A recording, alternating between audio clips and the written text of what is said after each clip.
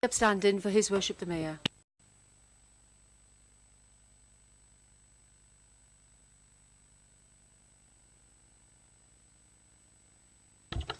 Thanks. Croeso I gyfarfod llawn yn Cango. Welcome to the full council meeting.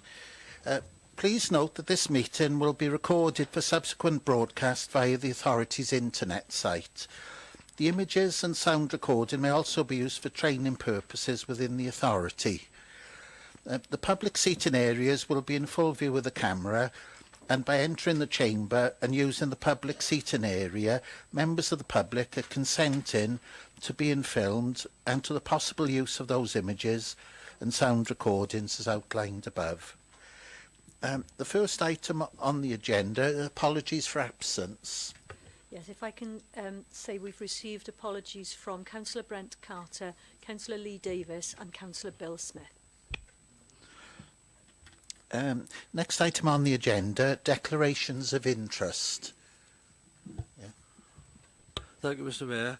With reference to items 7 and 8, budget and council tax, I'm a member of Bedlinog Community Council, but I have a dispensation to speak and vote. Shirley? Thank you, Chair. The same as Councillor Ian Thomas, with Bedlinog Community Council, full dispensation to speak and vote.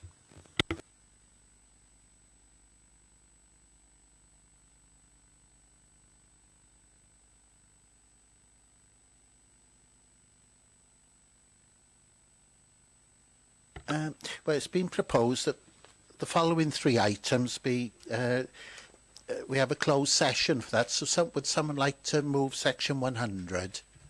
Move, Mr Mayor. Is there a seconder? I second, Mr Mayor. All those in favour?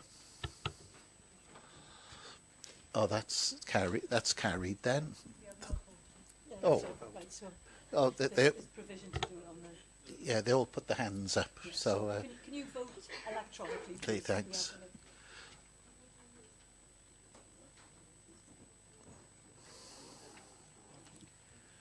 Councillor Rogers and Councillor Amos? Yeah, no, we did do a short one, but we then realised we can do it on video. So there we go, that's it, that's fine. That's Oh, that's carried unanimously. The next item on the agenda, the budget requirement and council tax 2019-20. It's the state of the council debate. So the leader is taking this report.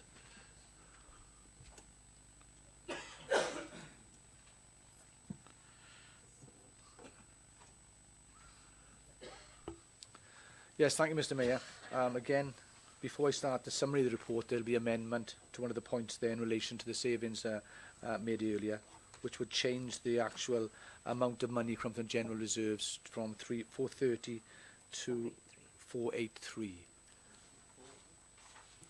I'll go into the body of the report now with your leniency.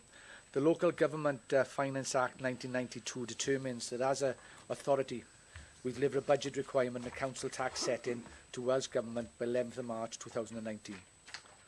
On 19th of December 2018, our final local government settlement was plus 0.81%. Our settlement history over the past 6 years can be seen on page 104, Appendix 5, Figure 1 of the Mid-Term Financial Plan 2019-20 to 2022-23. For financial year 2019-20, we have a budget requirement of 120.293 million, page 94, Appendix 3, a suggested council tax increase of 5.99%, and a utilisation of general reserves now to be, as amended, £483,000. Will produce a balanced budget as outlined at page 86, Table 4.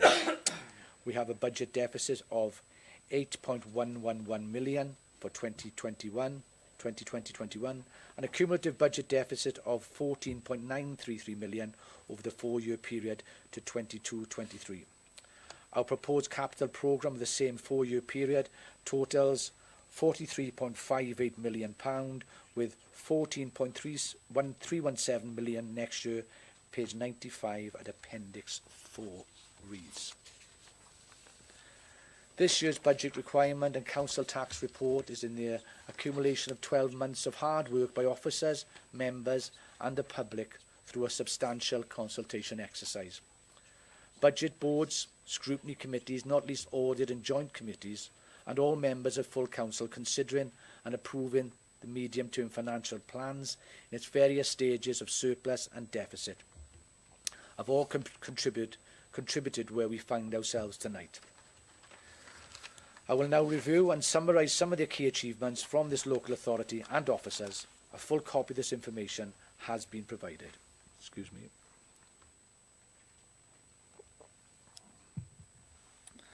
Despite the financial constraints and continued demands made on the authority by the public, we continue to provide vital services and have protected those in greatest need. All our departments do the very best they can under very difficult circumstances, and in many cases are the envy of our colleagues across Wales. Our aim has been to be open and transparent and to engage with the public whenever we can. Our Facebook engagements have gone from 5,000 when we first came to power to nearly 10,000. On special Facebook deliveries in relation to the bus station, we reached over 27,000 people. And particularly on a heritage such as the tunnels, Merthyr to Aberdare, our reach was over 48,000. A budget consultation with the public, which again had almost 1,000 responses, linked in to how we see out the future in this authority.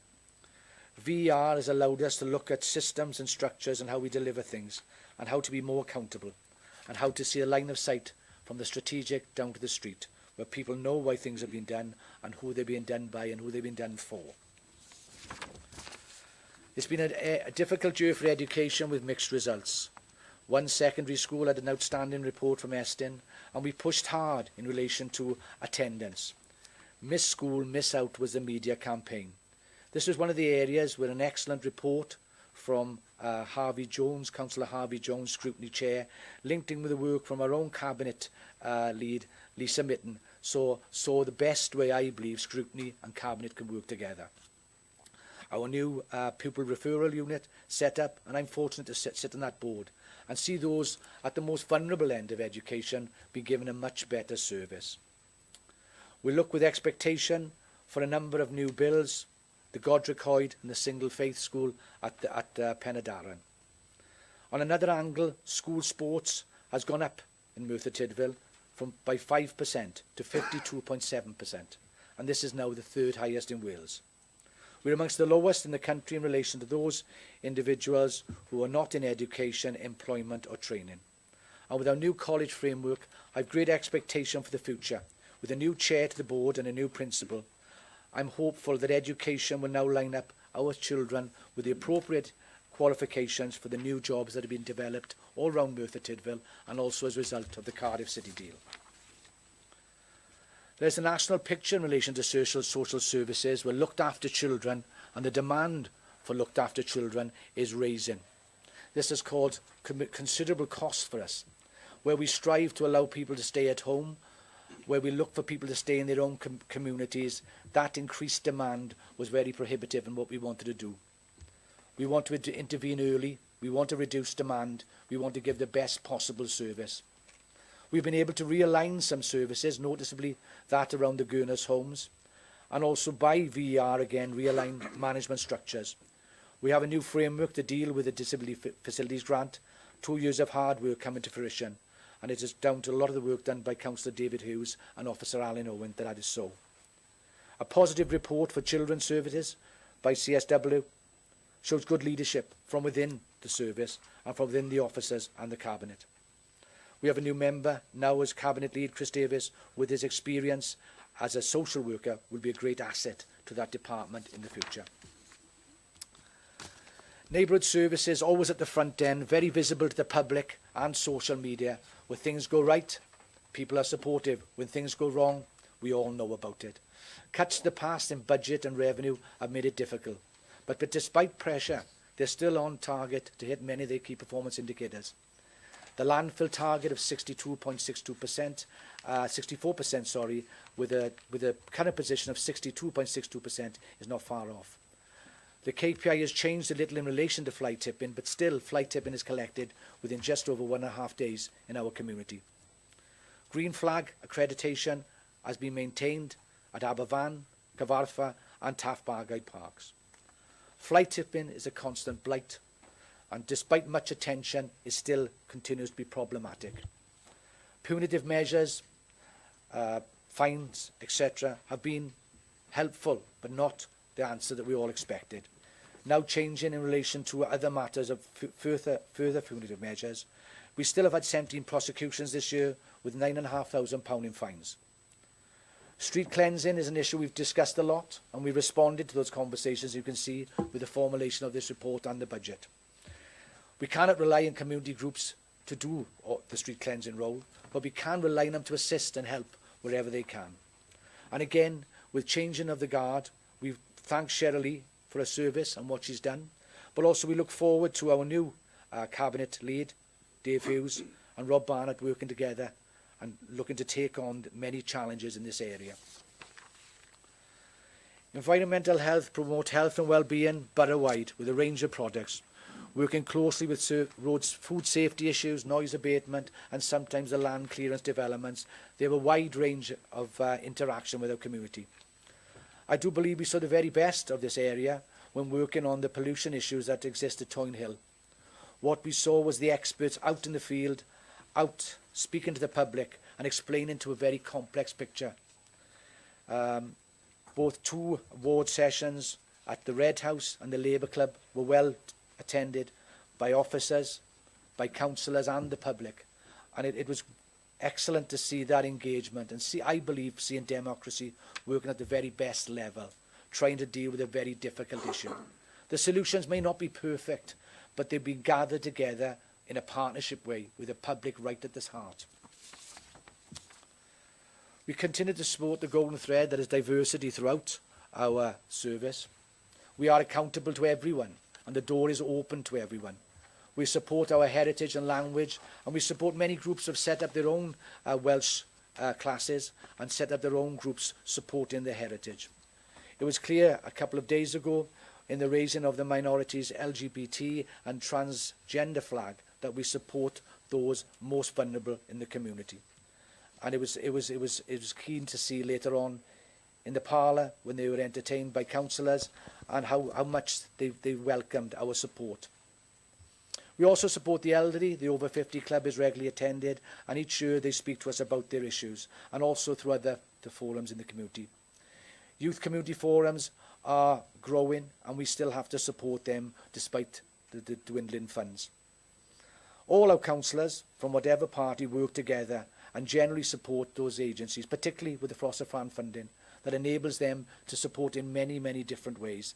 And I do feel this is somewhere where we all come together. A realigning of housing, restructuring, service to get the most at the point of lead, better managed, and better engagement, better access for the public, and housing solutions seen at the first contact. We also have a Housing First initiative, picking up on an initiative that was first started in Europe, but now following through in this borough, where we give the house first and sort the issues out later. We have now involved ourselves with a company called D2 Housing Solutions, trusted developers who supply a variety of solutions for looked after children, homeless, substance misusers and care leavers. Some real energy and drive now in some really important areas. If we are to break down the overspend in looked after children, we must do it by providing the right services in relation to where they live, where they stay and where they grow.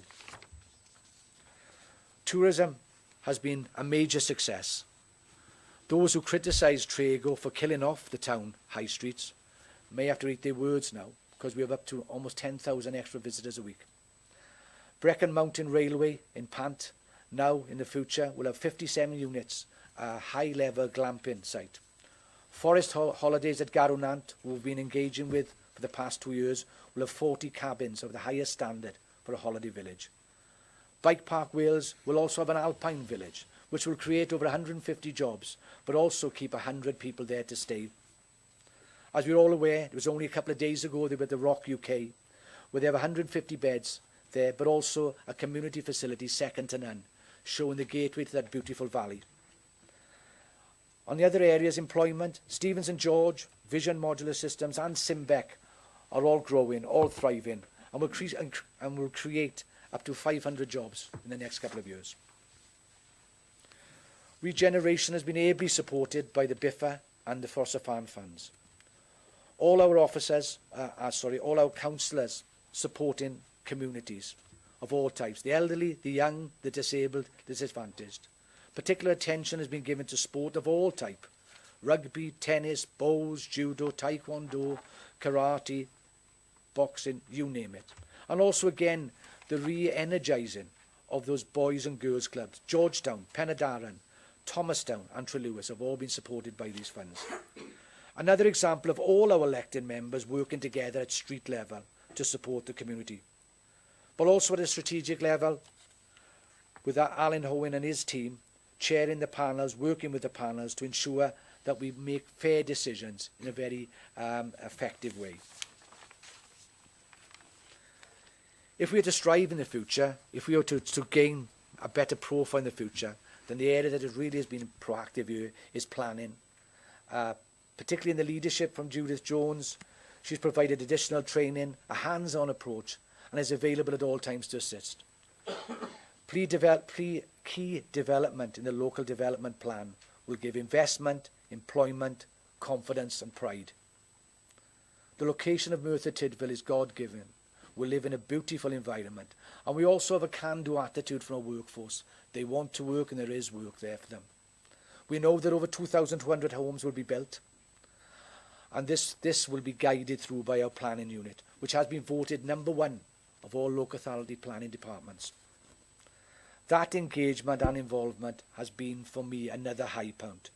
To see them welcoming the public into their offices, taking them through the plans, taking them to the future development, is, I believe, again, local government at its very best. Happy to meet and deal with difficult issues and meet the public face to face. And regeneration. It just goes from strength to strength. Traeger Mills, we've already talked about. Bike Park Wales, the Rock UK, all will benefit from the new transport hub in Pentrabach, which will begin trains here every 15 minutes. The bus station, we have finally got that money, a catalyst for our town centre, a catalyst for development for all Merthyr Tydfil. Again, the YMCA will have a heritage lottery fund, and hopefully will have Cadw Place there as well. We're a gateway site for the Valleys Regional Park. We're a strategic hub for the Valleys Task Force. The Crucible, the creative master plan for Carmarthen Heritage Area. There is so much going on and so much to be proud of. As we've mentioned, Garunant and the Pant glamping sites, there's also things that happen at a local level and a smaller level. And meanwhile, schemes in the High Street continue to thrive. And also our licensing and restaurant and areas are once again thriving. We will continue to work with partnerships with the Welsh Government, the Cardiff City Deal, Public Service Board, police, fire, health boards to achieve better funding opportunities and deliver better services. Finally, support services, SMT, have worked incredibly hard to find a way to drive out more savings. Pressure on all our workforce, they still place first amongst all Welsh local authorities for sickness. And that is to be commended. Despite all the hard work they do, they still turn up every day, rain or shine.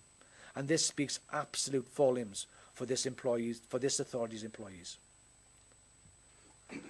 Mr. Mayor, in conclusion, I would like to thank all members, officers and staff of the authority for their continued support, particularly in such difficult times of decreasing finance, and for delivering high-performance services for the citizens of Merthyr Tydfil.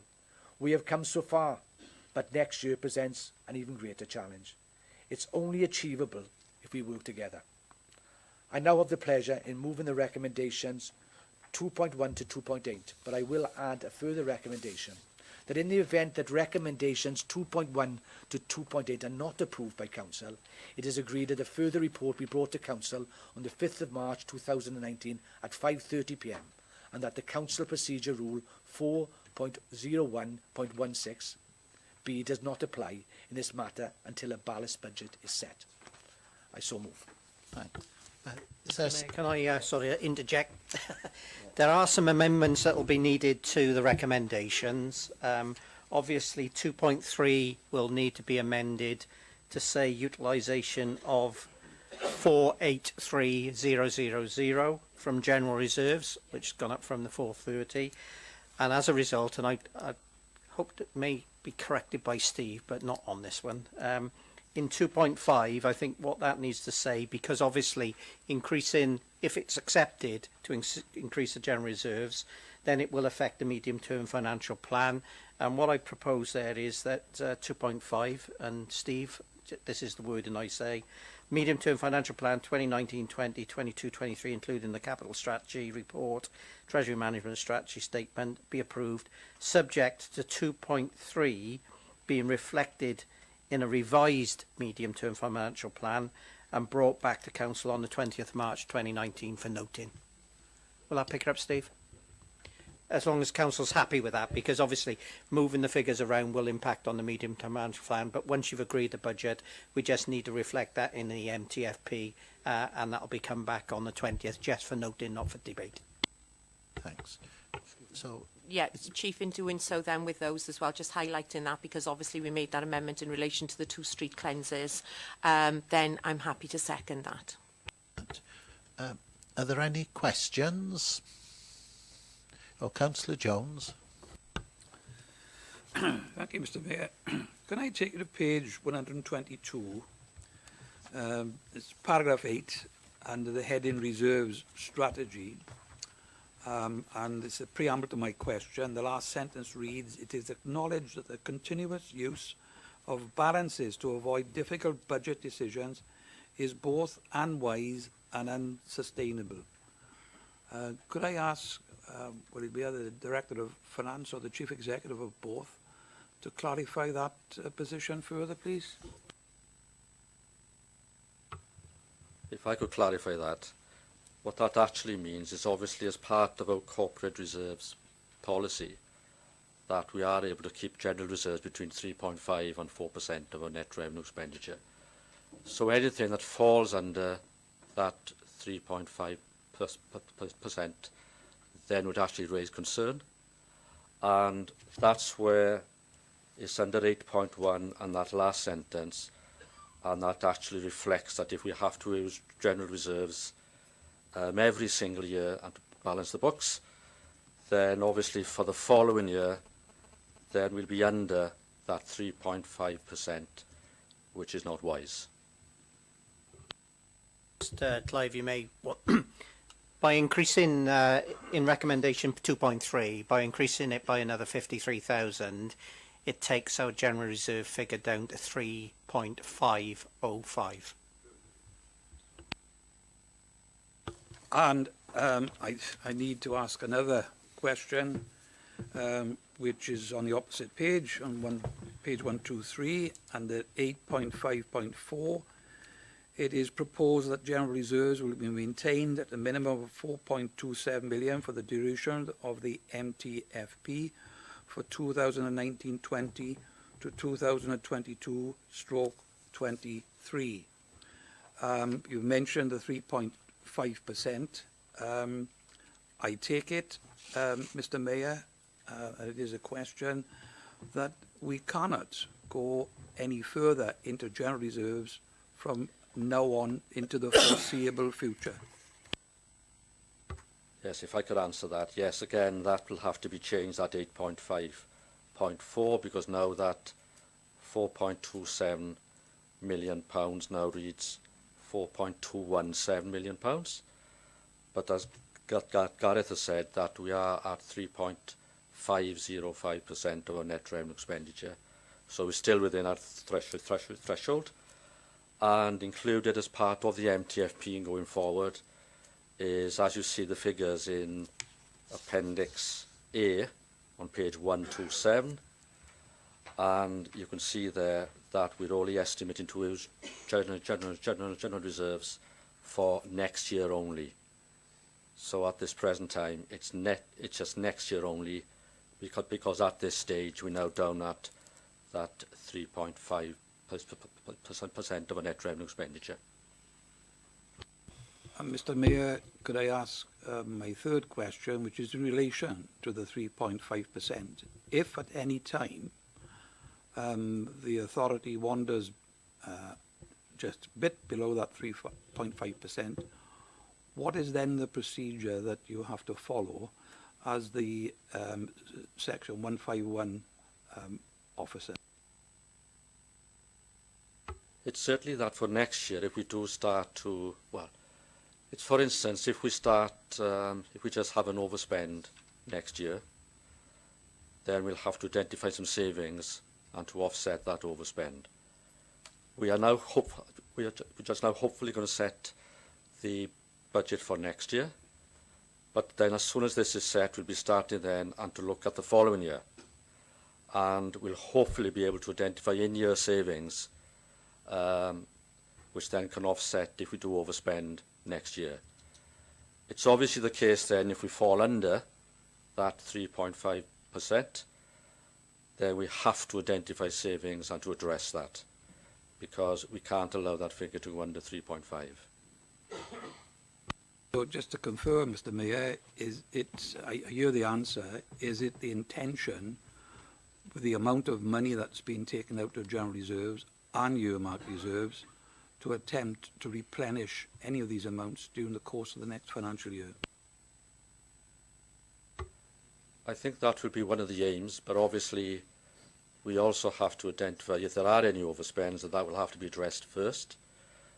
But if there is an opportunity that we can then increase reserves, then yes. Okay, Councillor Chaplin. Thank you, Mr. Mayor. Can I ask a question? How much has this administration taken out of general reserves in the last 2 years? We took, well, there was nothing taken out last year. So it's for next year now, that'll be £483,000. Councillor Amos. Thank you, Mr. Mayor. The answer you gave to Clive, you said we'd have to take certain savings, make certain savings during the year to ensure that we didn't go below the magic figure of 3.5. I'm a bit concerned when you said that, is that we are taking the line that there's no way we can go below that, because obviously I guess it's in trouble with the WAO. Could this mean then that this authority could be faced with making compulsory redundancies, because so far we have gone down the road of offering voluntary redundancies, and I can't see that anybody else is going to come forward. So is that a possibility? That's all I want to know, really. Not a proposal, but is that a possibility?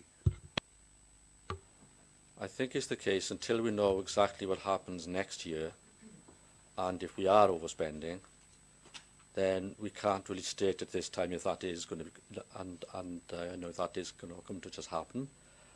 But obviously it is an option, and we do have to consider that in going forward, that if we are unable to balance books, then we just have to look at every option.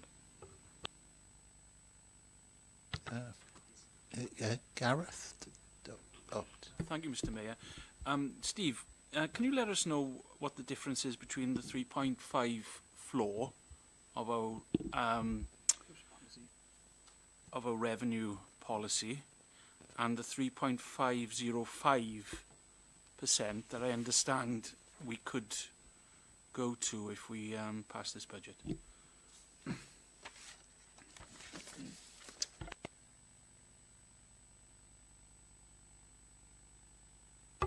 I haven't done. Hang on 1 second.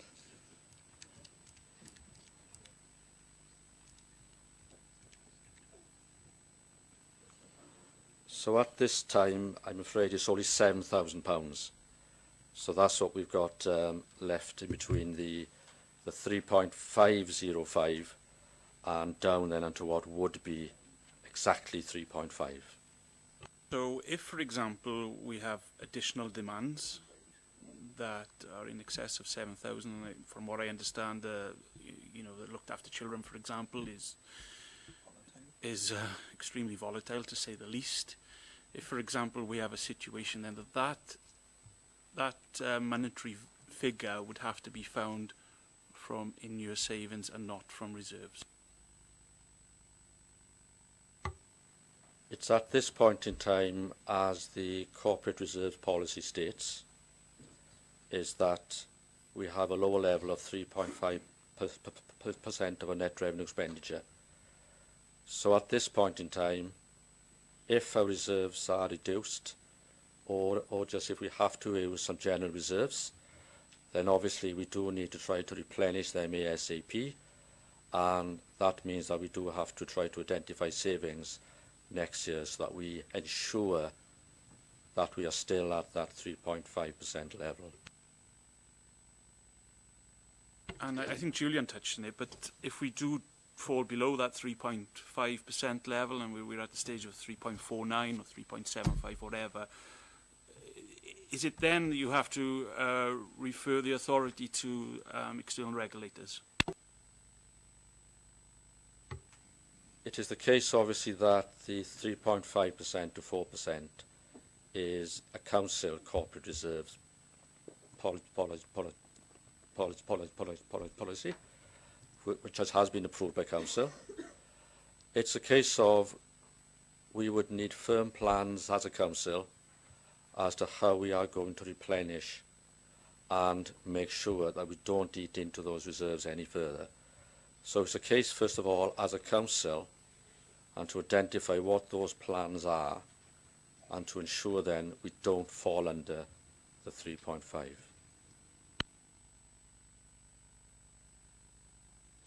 Councillor Barry. Thank you, Mr Mayor. Mr Mayor, I've always been advised, don't ask a question you don't already know the answer to, so I'm taking a bit of a flyer here. So we can compare where we are now and where we were.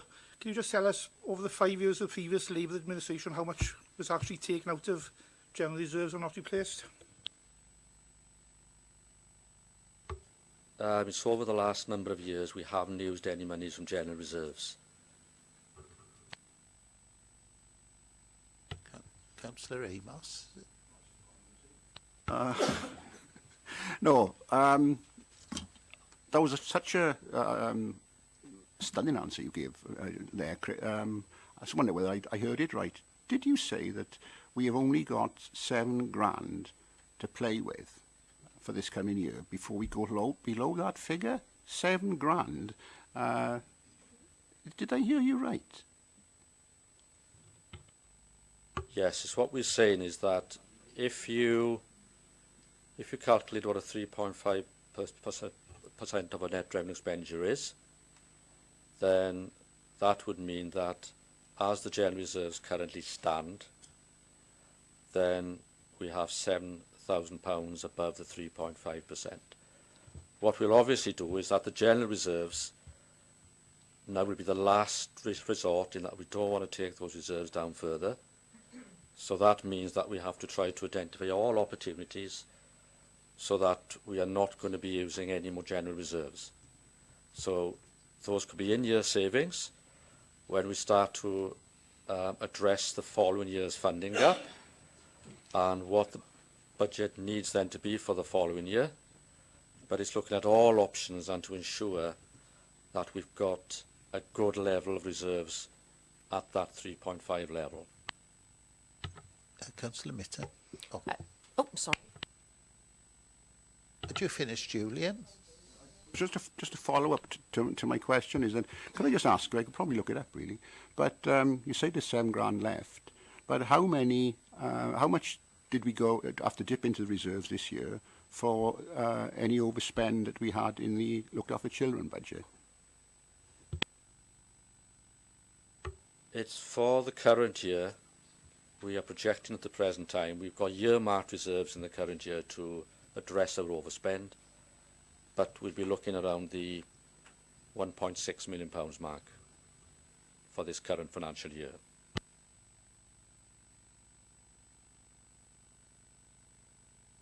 Lisa? Thank you, Mr Mayor. As we find ourselves in unprecedented times, I welcome the questions that have come from my other colleagues, and so I will ask a question myself. And that is, because we would all have the same purse to play with, yeah, whatever position we were in, can I just ask the Chief Finance Officer, has he received any alternative budget proposals or an alternative budget from any of my shadow cabinet members or leaders of any of the opposition parties? No, I haven't, no. Councillor Roberts? It's a comment I got, Mr Mayor. Is there any further questions? Oh, Julian, yeah. I'll just ask a question following up from Councillor Mittens. Is it common practice for the opposition of any party to set budgets? I wasn't aware that it was, unless it's a new development. Is it in this authority? I've never been asked to set a budget before. When I first came on the authority, and I'm unaware that previous oppositions have. Obviously, there's been a sea change with this one. Mr Mayor, if I may clarify, I think never thought I'd quote previous leader, Councillor Brendan Toomey, but it was always a question Councillor Toomey posed to me as an opposition member, and I'm not asking you to set a budget. I wasn't saying that. What I was saying is, did you propose any alternative budget suggestions? No. Oh, Gareth? Yeah, just for clarity, you know, I'd ask Steve. Obviously, due to the looked after children problems we've gone through this year, how much growth have we put into the budget for the next year, please, Steve?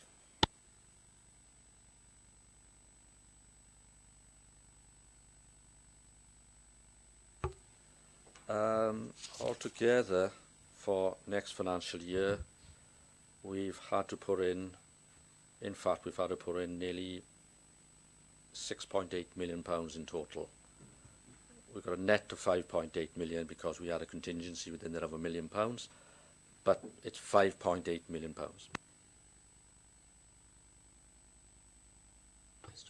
Yeah, Steve, could you clarify for us as well what we're holding in earmark reserves and the budget reserve as well, please?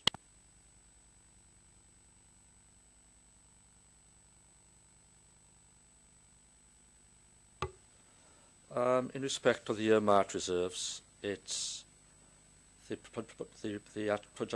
projection is that we, because of the committed amounts we got in for the next number of years in the MTFP, that we've currently got about £1.065 million, which is at this stage, which is not included in the MTFP, but there's elements of that there's over £664,000 of that is for grant match funding.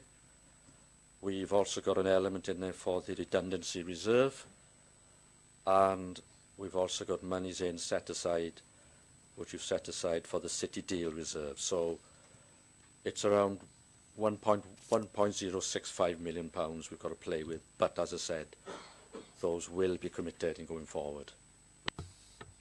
And we've been through this many times in audit, so there shouldn't be any surprise to members. Yes, Gareth? Thank you, Mr Mayor. I think it's fair to say that most local authorities in Wales are at breaking point financially. As a result of this, we've recently seen Powys County Borough Council and Finchshire County Borough Council lobby Welsh Government with regards to the funding formula. What representations have the lead authority, the independently led authority, made to Welsh Government in respect to the funding formula?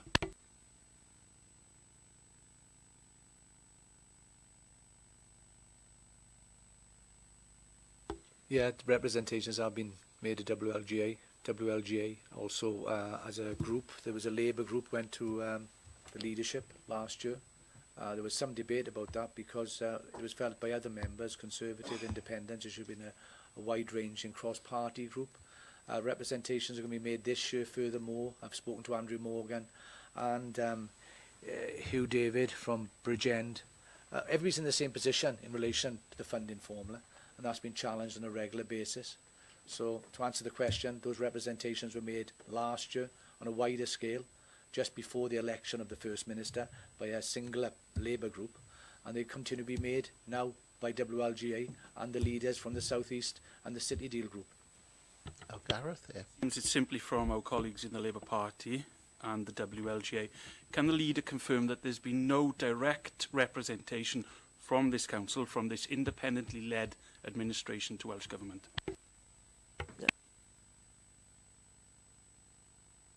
No. Are there any more questions? No. Any comments? Oh, Darren? Yes, thank you, Mr Mayor. Firstly, can I thank all the officers, but particularly Steve Jones, for the hard work that has been done to compile all of the necessary information for the budget proposal that is presented to Council this evening. With all the extra demands that the local authority has faced this year, the process has been far more difficult than it has in previous years. I would also like to thank the Leader and Deputy Leader for inviting myself and my Deputy, Councillor Clive Jones, to meet with them on a regular basis. This happened since the back end of 2018. Mr Mayor, it is a legal requirement for this and indeed all councils to set a balanced budget each year. The proposal put before members this evening is indeed a balanced budget, but I fear it balances the local authority on the edge of a cliff. Reserves. To balance the budget, the lead independent group is taking £483,000 out of general reserves, leaving it dangerously close to the 3.5% minimum as stated in the Council's reserve policy. As far as earmarked reserves are concerned, it states on page 125 of the report under paragraph 8.8.4, and I quote, "It is projected that £6.6 million worth of earmarked reserves will be utilised for 2018-19, with a further £2.5 million utilised for 2019-20. The Council's own corporate reserves policy clearly states at 2.1, general reserves consist of unhypothecated reserves enabling the Council to respond to unforeseen and unexpected financial liabilities. 2.2, the overarching aim of the Council's Budget Board, created to enable a culture of increased budget accountability throughout all Council services, is as follows. To maintain an adequate, healthy general reserves balance of between 3.5 and 4% of the Council's annual budgeted net revenue expenditure is ensuring the Council continues to remain financially viable. 2.4 is not considered prudent for the Council to utilise general reserves to support its future revenue budget plans, owing to unacceptable risks and exposure to the Council of inadequate levels of reserves to address potential future revenue budget overspends. In addition, the level and adequacy of general reserves is also subject to scrutiny by external regulators. By utilising the level of general reserves in this budget, the Council is left with a mere 3.505%. That is just 0.005 above the floor of the corporate reserves policy, and it equates to just a cushion of £7,000. Early in 2018-19 financial year, some £200,000 was found in earmarked reserves.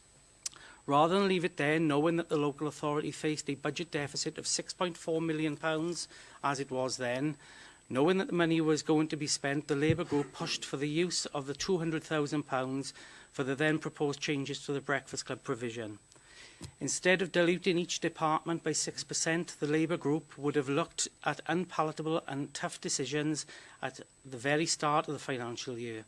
This would have meant cuts to services and possibly losing some services altogether, but by making the tough decisions, it would have realised substantial savings early on in the financial year and protected earmarked and general reserves.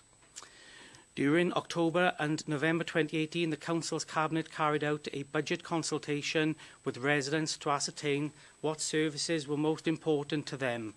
Schools and education were given the highest priority by Merthyr residents. More than 1,000 votes said schools and education should be a priority.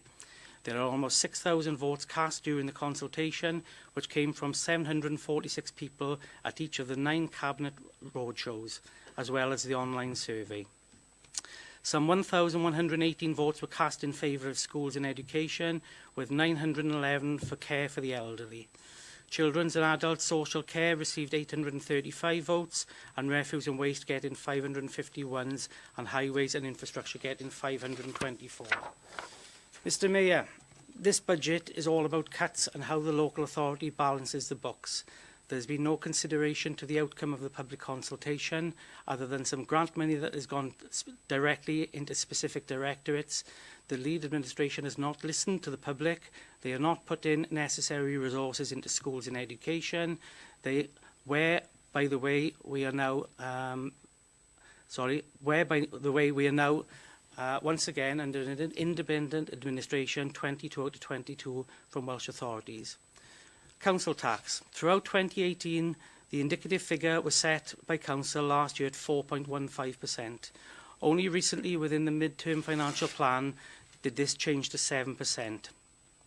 Let me put the record straight, as there has been a great deal of speculation, particularly on social media, about the Labour group and council tax.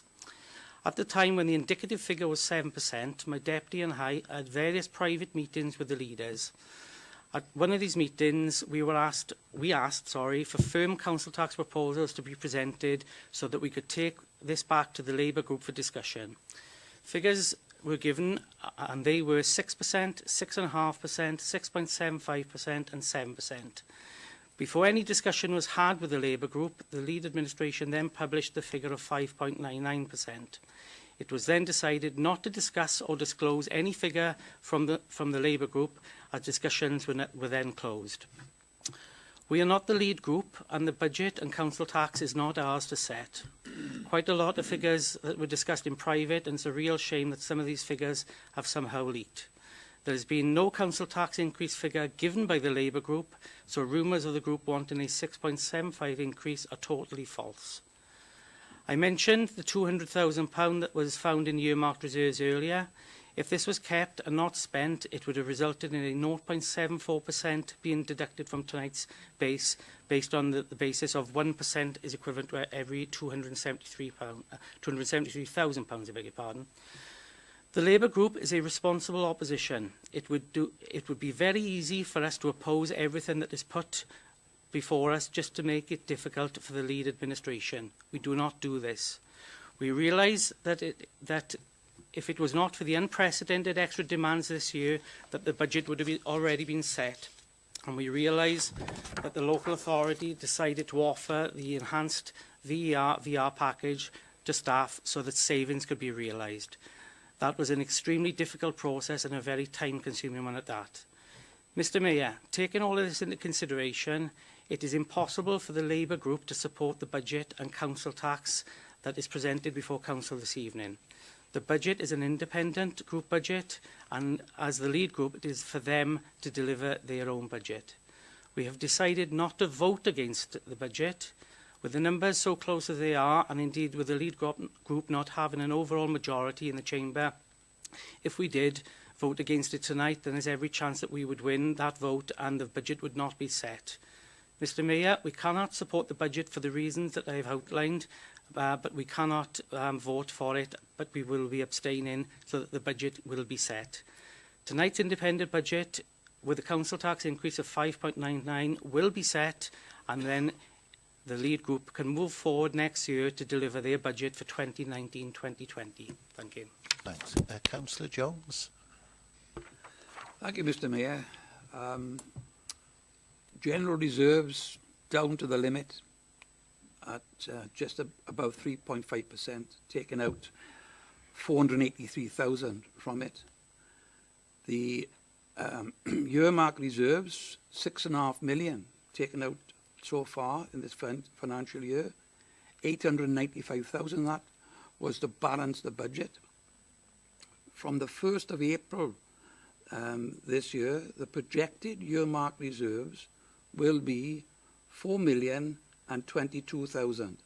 And of that sum, 2,957,000 is committed within the MTFP from 2019 to 2021. This leaves, as already been explained by Director of Finance, 1,065,000 in earmarked reserves, and there are commitments for that figure. The budget reserve was 4,632,000 on the 1st of April 2017, and this sum is now down to 1,295,000 from the 1st of April this year. Mr Mayor, the really big problem is how the independent lead group is going to deal with the projected budget deficit of 8,111,000 from the 1st of April 2020. this council cannot live in hope that money will be falling into the funds from the sky. And just to reiterate what's in the report, the other problems that we've got on the horizon is the continued austerity, which is the part of the ideology of this Tory government, which is by far not finished. The impact of potential future local government funding from the continued pressures experienced in the National Health Service, the uncertainties surrounding the implications of Brexit, and the vagaries of the local government funding formula. In the next 52 weeks, this council will try and deal with, and the independent administration, with a deficit, as I just explained, of 8,111,000. With the amount already taken out of reserves and general reserves, I see this as a pretty impossible task. There any other questions, Councillor Mitton? As comment, yes. Yeah. Thank you, Mr Mayor, and thank you to both Darren and Clive, and thank you, Darren, for those words about, you know, that engagement with us, and I know Councillor Amos and Councillor Rogers were in those meetings as well. And yeah, it is a very, very difficult situation. We find ourselves in unprecedented times, as I have reiterated time and time again. I've just got to clarify a couple of points for my own sanity tonight, okay? They are, you made the point about the 200,000 for, apologies, the street cleansing, wasn't it? It was for grass cutting, something like that. That was something that was desperately important to residents of this borough.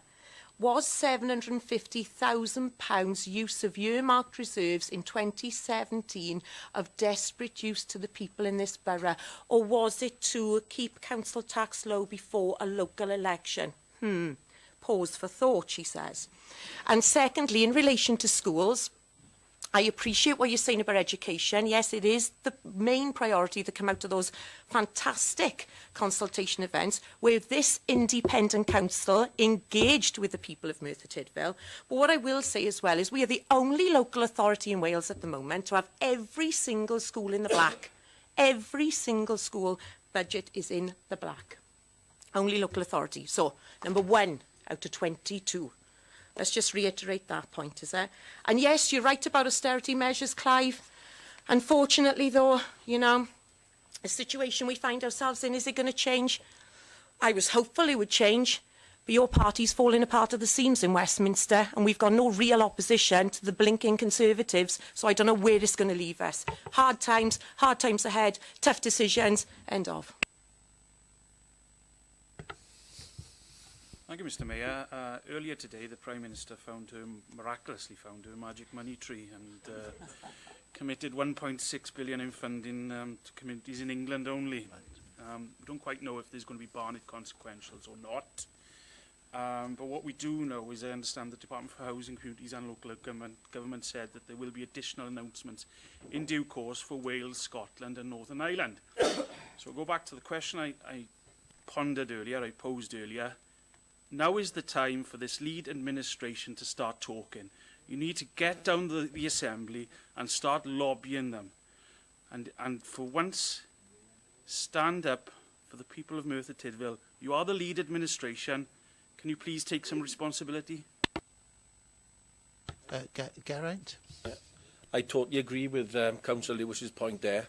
I said it's not just the independent group.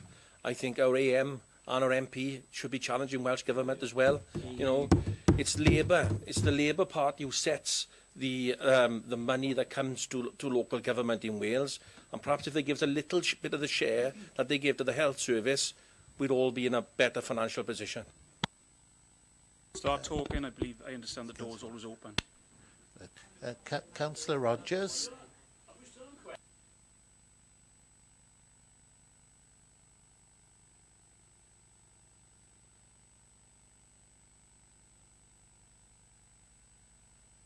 The debate and talking. What I find is that up in Powys, last week, fortnight before, they went to the Welsh Assembly. Powys took a group down there and listened carefully what I tell you people who went. It was the coalition group in Run Powys, and they went down there and they stayed there.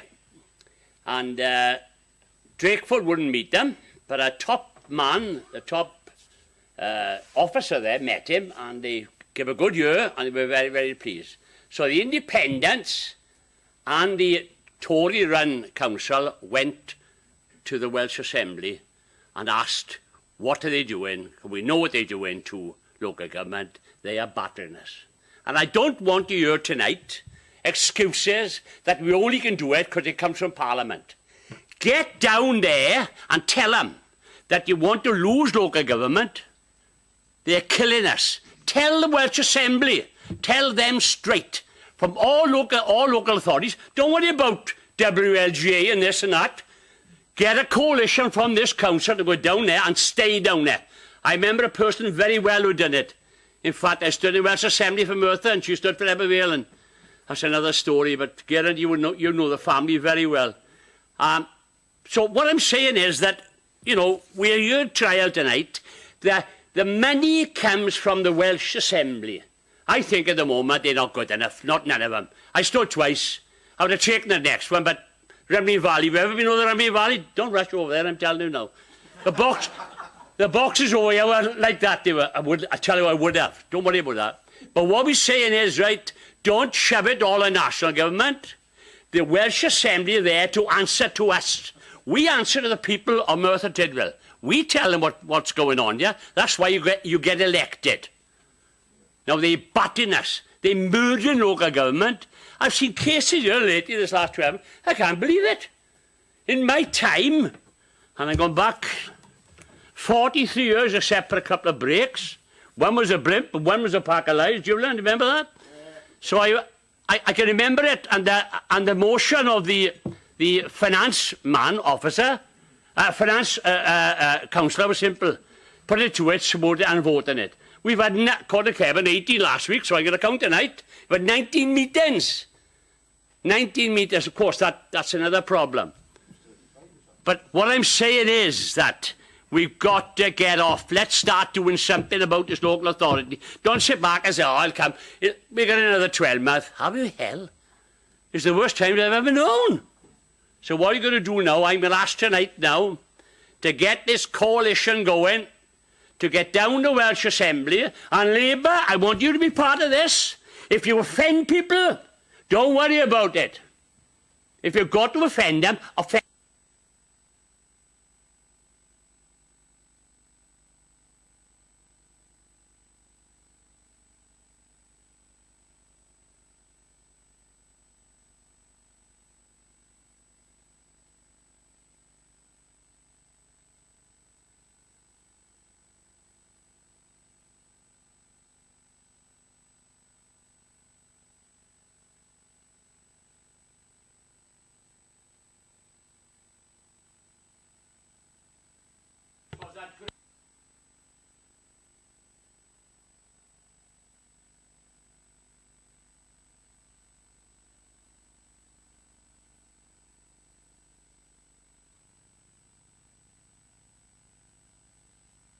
Gareth? Oh, I can't wait for this trip to Cardiff, I tell you now. I think it's time to look back at our ancestors and what they did in the past. I think it's time to kill our sheep again and dip that white shirt in the red blood. Yeah. And let's get that Chartist moving to Cardiff with you at the front, Tone. I'll be with you. Darren? Are we having more opportunity than once to speak, Mr Mayor?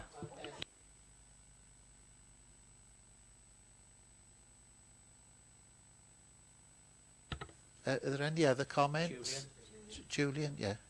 Maybe it would be, because this thing is, believe it or not, it must be me, because the screen's gone off and it's buzzing, so I don't know. Must be something, perhaps I got... On a special one of that. Must be static. All them what?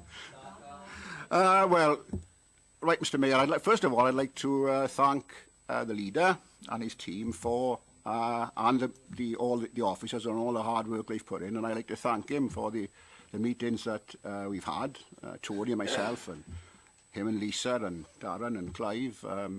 We had a few meetings, we had about 3 or 4 meetings. I don't know where they got us, but supposed to be negotiations, but we all walked away having different ideas, and I was left with the impression that it was going to be 6.75, and the next minute it was 6.5 and then 5.88. So I don't know.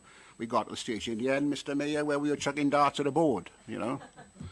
But I got to say, there seems to be a fear in the independent group of making too big a rise in the council tax and for basically doing anything that offends the people. It's, to me, it ranks of pure populism. That's all it is. It's easy to do things that are popular with the people without thought about what the impact is on the finances and the reality. What we're supposed to do as councillors, and what I did when I was elected, was that what we had to do, amongst other things, is to safeguard the viability of the council. And sometimes that involves making unpalatable decisions. The corporate reserves policy has a floor, as we've been saying, it's 3.5 to 4%. We are now at the very bottom of that. We're really scraping the barrel. We're just above the limit. This is perilously close to the point where the Chief Finance Officer will have to report to the WAO, and that leaves us right on their radar. The administration, to my mind, as I explained many times to the leader, they've got three tools in the budget setting process, and that's their savings and that's their reserves, make savings, the reserves and the council tax. Well, we've cut things to the bone. We can't do much more cutting. I'm sure we'd all agree. Now we're raiding the reserves. That only leaves you with the council tax. Now, if you turn to page 102 and 103, there's something there from the Cardiff University, and that says that the general trend is for over to about 22, 23, or a bit further than that, is the proportion of local government finance will rise from 13.8 or thereabouts to as much as a quarter of revenue expenditure. That's the way we're going. So by hook or by crook, you lot are going to face big decisions and big rises in your council tax for next year. We're going to find £8 million next year, and we've cut all we can. We've got precious little in reserves. And how, I got to ask him, I might not like it, but how is the leader going to reconcile his populist ego with a high council tax he is going to have to set then? Having said that, I congratulate the independent group in taking decisions, albeit bad ones, whereas we've got the Labour group, they are abstaining again, yet again. They abstained last year. When are they going to get up off their feet and actually take decisions? Say yes or say no, but don't sit on a fence, because all you'll end up is splinters in an unpleasant place. That's all I'm going to say.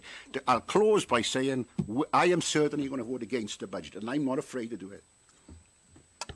Thank you, Mr. Mayor. Councillor Barry. Oh, does it work? I don't know.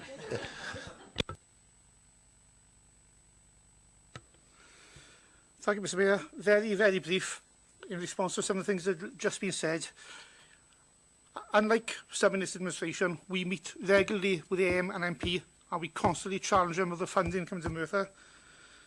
In response to Tories' challenge, this Labour group is more than prepared to go to Cardiff and make representations down there.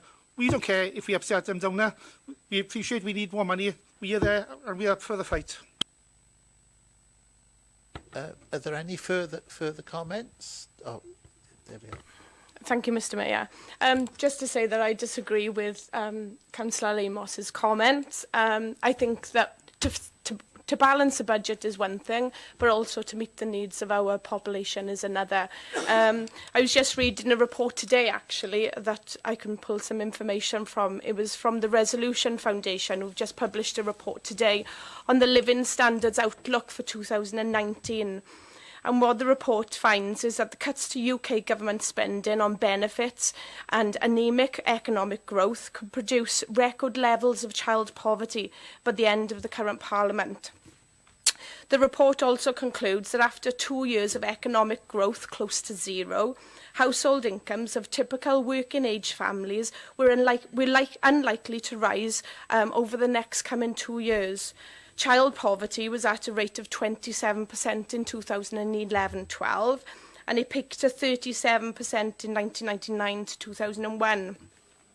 The forecast of this report is expected a further rise up to 37% in terms of child poverty across the UK by 2023 or sooner. Our families, our working families who are affected by working poverty cannot afford these rises to council tax. So we've got to work as a local authority to work with Welsh Government and officers to make sure that we can make it work locally as well. Councillor Mitten.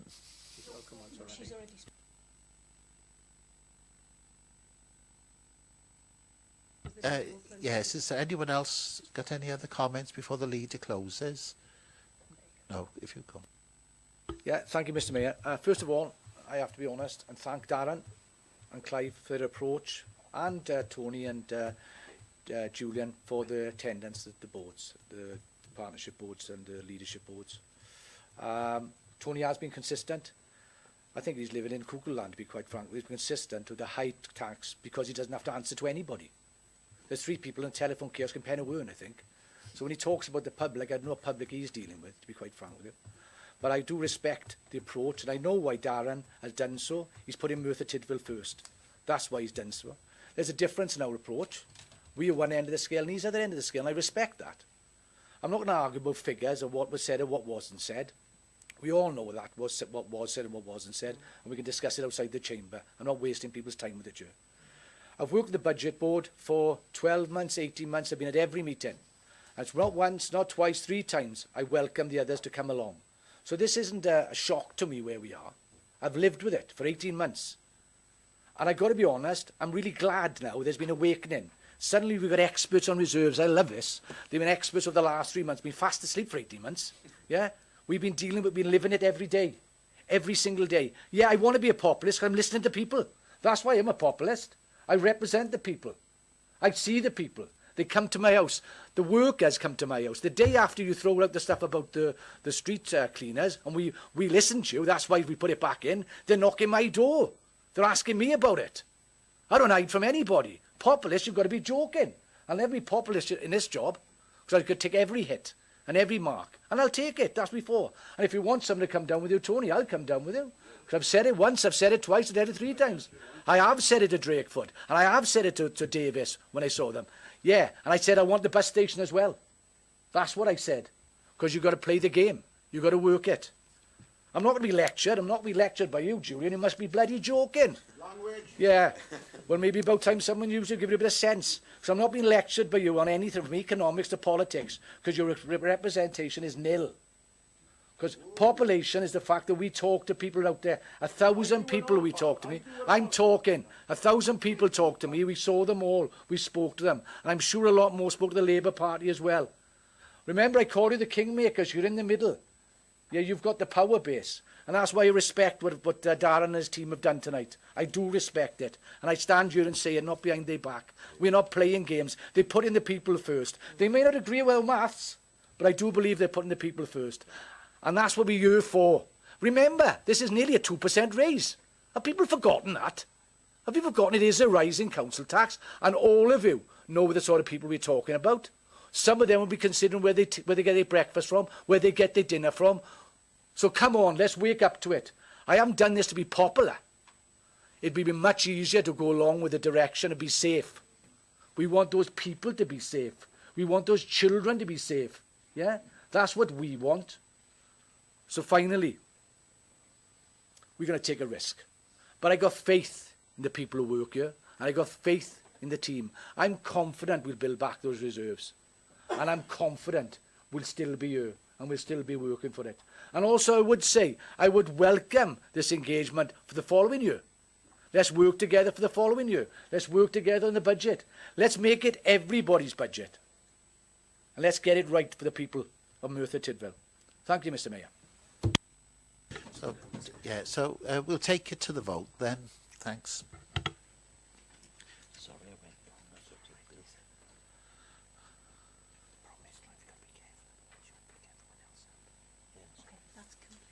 Oh, that's complete.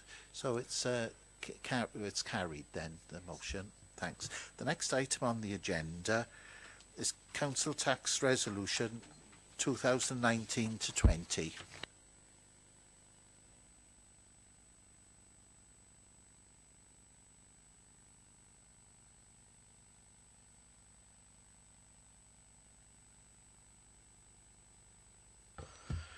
Thank you, Mr Mayor. Formal Council Tax Resolution 1920 can be found in Appendix 1. This includes the council tax along with the police precept, Building og Community Council. The recommendations, we go straight there. 2.1 to 2.4. 2.1, the formal statutory council tax resolution 1920, as outlined in Appendix 1 and summarised in Appendix 5.1, be noted and approved. 2.2, South Wales Police Authority approved precept for 1920, £4,694,003 for the Merthyr County Borough Council area, be noted. 2.3, the Bedlinog Community Council approved precept of 2019-20 at 22,750 for the Community Council area, be noted. At 2.4, the Welsh Government 2019-20 non-domestic rate for Wales of 52.6 pence in the pound, be noted. I move, Mr Mayor. Is there a seconder? I second, Mr Mayor. Thanks. Are there any questions? No. Any comments? No. So we'll take it to the vote then. Thanks.